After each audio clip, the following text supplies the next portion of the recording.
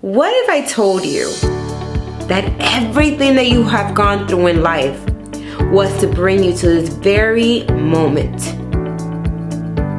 What if I told you that everything that's happened, and I mean the challenges more than anything else, it had to happen? I'm leaving you with this thought because today I'm going to talk to you about pushing through the pain. You see, pain can be used to find your purpose. And I know you may not understand it now, and it's hard to really comprehend why things are happening the way they are. I know, I was there too.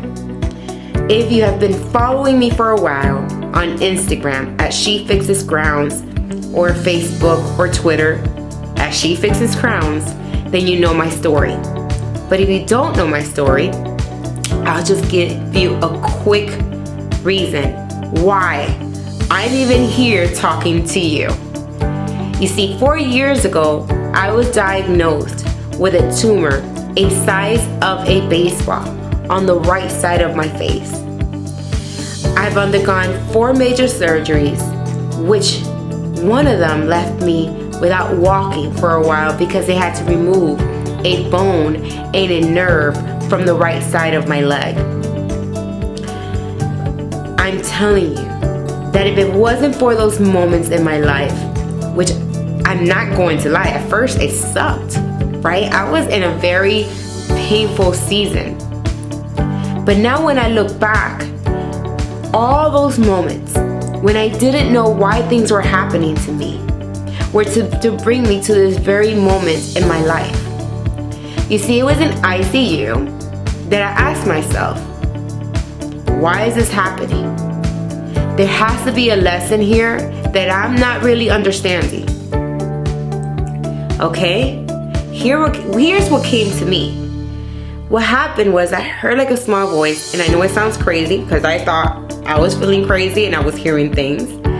But the reality was that I did hear my inner spirit speaking. And I heard, the reason why you're here is to help people transform their adversities into a greater purpose. But of course, I couldn't tell you these things if I haven't gone through those challenges. So yes, of course, it took me a while for me to understand, like, okay, yeah, right, I think I'm hearing things. But after a short while, I said yes to that little inner voice. I started doing a ton of research to figure out why these things were happening. Well, I have the 5-step method, the tools that I believe that I incorporated in my morning routines to help me push through one of the hardest, toughest seasons in my life. Today, I'm just going to discuss one. And the first one is prayer. You see, if you believe in God or not, right? I believe in God. There's something to be said about prayer. We all know there's something greater than ourselves here. And I knew I couldn't push through the pain by myself. 5 minutes of prayer, the first thing that you do when you get up, will change your mindset. At first, it won't feel like anything is happening. I promise you, but if you continue going for about 80 days, or let's say 90 days, you will start feeling a shift. And people complicate prayers way too much for me. You see, I used to think that prayers had to be this like fancy and it has to sound religious and I had to know the scriptures. But prayer is nothing but a conversation with God. And I was up front. There were mornings when all I can do was sob. I was crying to God. And yes, there was other mornings where I felt a lot more empowered and I was able to have a conversation and tell him that I was feeling better this morning. But for those days that I felt like I had no strength to keep going, that's when God came in. Your higher self, the spirit, the universe, whatever you want to call it. I choose to call it God. Allowed me to really press through and gained this strength in the days when I didn't have nothing else to give. And it didn't happen right away. It'd be moments that I'll be at the gym and all of a sudden I felt a shift. And something just felt like, wow, I don't feel as sad anymore. And I knew that it wasn't me running the show. God must have been running the show. Because I woke up crappy. And it's so easy to fall into that victim mentality if you're not cognizant of your thoughts. That's why your morning rituals will be going through it, but I want you to start slow and I really want you to capture one ritual at a time. That's it. Do you not have 5 minutes in the morning? Right? Like, come on. If you don't, then you really need to check your schedule because that means that you're way too busy. Okay? So yes, 5 minutes in the morning makes a difference. 5 minutes in the morning, waking up before you touch your phone and look at social media to see, and seriously, what social media is gonna do? It really doesn't even start your day the right way. Looking at the news is no better. Looking at articles online, no bueno, right? It's that you need to go deep within and say, Lord, here I am. I want to start this morning aligned with you.